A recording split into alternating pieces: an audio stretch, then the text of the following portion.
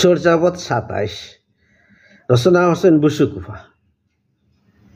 বুসুকুফা সম্পর্কে আগে আমরা জানছি, আমি ওখানে তার সম্পর্কে কিছু হইলাম না।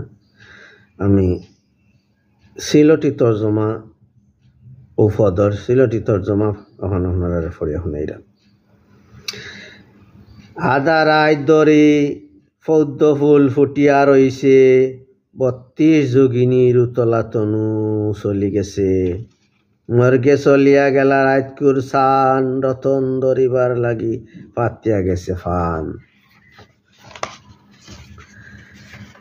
সান যদি চলে গেল নির্বাণর খালো, সরোবর পদ্ম ফুল ফুটিয়া চাইল।